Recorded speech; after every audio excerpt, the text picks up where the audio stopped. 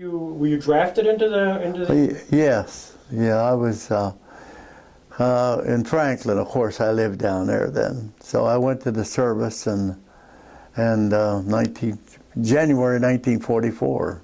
What locations were you at? Were you at the Battle of the Bulge? Were you? Yes. You were there?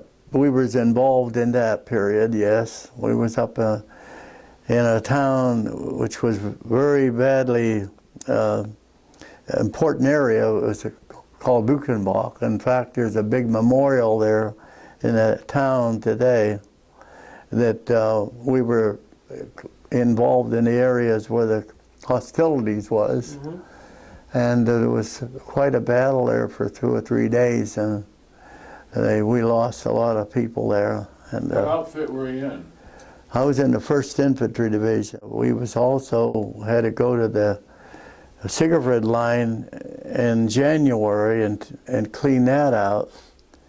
At Siegfried Line, we got up at night, about midnight one night in Buchenbach.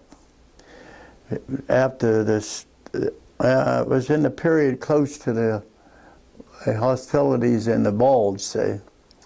And we went up to the Siegfried Line area, and I guess our duties were to take it and that area, and then a few of my friends, one of my friends, a special friend of mine, got killed there, and in fact, I came around one of the pillboxes that morning about 2 in the morning, and he was lying there. So, but then we was in that area where we went down into Cologne and down through that way, and we also participated crossing of the Rhine at Remagen. Mm. And we had our tanks there. We pulled right up on the bridge to go to the bridge, or to go across the bridge, of course, to get across. But artillery fire was coming in pretty bad, and so the commander said, "You'll have to take your tanks and equipment and get down to cross over on a pontoon area," which we did. And then as we left, we finally got across and went up at the top of the mountain, the hill.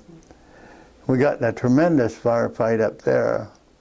It lasted a couple of days or 3. And that was we were assigned to take a real important highway hub there. And that was a key point, I guess. We lost a number of people there, and my battalion was just right down to being got replaced in 2 or 3 days, and mm-hmm.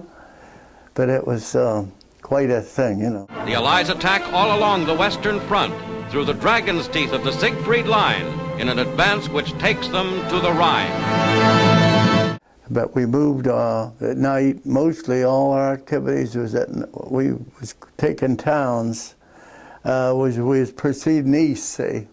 Our division was, and we were getting into some severe things and taking towns. But yeah, we were in areas where that was our constant move.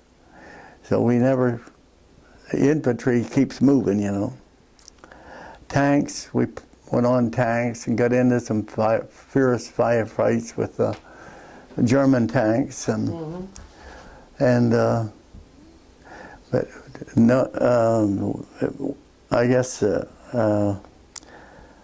we lost a number of fellas. At one fight up there, we was only about I was a 3 out of about our platoon, Number of them was injured, and I got landed on my back from a mortar one day.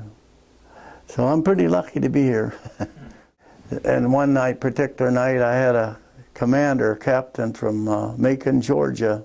His name was Captain Fair. And he gave us, we was all ready to move out, and about 2 in the morning, well, it was about 10 at night, really. And then he said, one individual soldiers, I presume they were under stress. and he didn't want to take the order to go out on the scouting, you know. But he reconnoitered the area to see how many. We always sent scouts out before we proceeded, but he just it was a direct order. So the captain said, "Well, I'm sorry, but we'll have to hold you responsible for your, you know, not obeying an order." So, but he said, "You know, you're violating Article War, this, that." But the rest of us was, we finally got somebody else to go, but we moved on, and March was our worst month. In February, we were in snow deep. In January, we was in snow deep up at the Siegfried line, and the snow was probably up to your waist sometimes, and we got in a real scrap. I remember we left in January the 16th or 18th.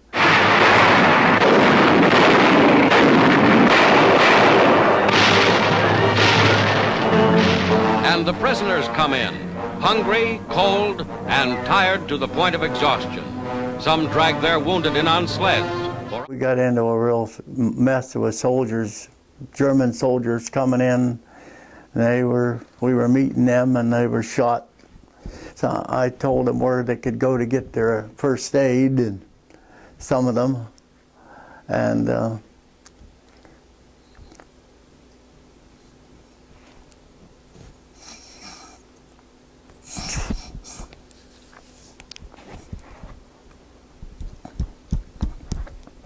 Very normal. Near the end of the war, there was a lot of German soldiers that were trying to get to the American lines too. I don't know if you run into that where you were or not. yeah. The good Lord was good to us. Yeah. The Russians were coming in, and the German soldiers were still being surrendering, say. And the Russians were coming in right behind them. And the German soldiers wanted us to take them, say. So the result was that our major one day, 2 or 3 days of that, he said, "We're not taking any more German soldiers." He said the Russian colonel wants, they have to take them back or something. And so he said, "We're going to have to set up perimeters and this and that, and the guards won't let nobody else through." So that's what happened there. The German soldiers had to be turned over to them. It was quite alarming, I guess, that we lost our president, but they did announce it, of course, and we always liked the president.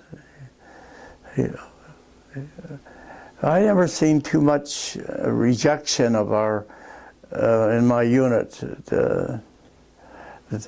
They didn't. Most all the soldiers was very, they were very sincere in their duties and this and that. Yep. And but we did have, that was quite a shock too, yeah, to the hero. He'd passed away in April, wasn't it? Hostilities will end officially at 1 minute after midnight tonight. Yeah, we did. We got the good news, I guess. Yeah. Yeah. We had some awful big tanks we was in, and we rolled right into Czechoslovakia one afternoon there. And there was a barbed wire with a bunch of prisoners in it. I remember in a tank I was on, and we pulled up, and the word came that they wanted to get out, of course.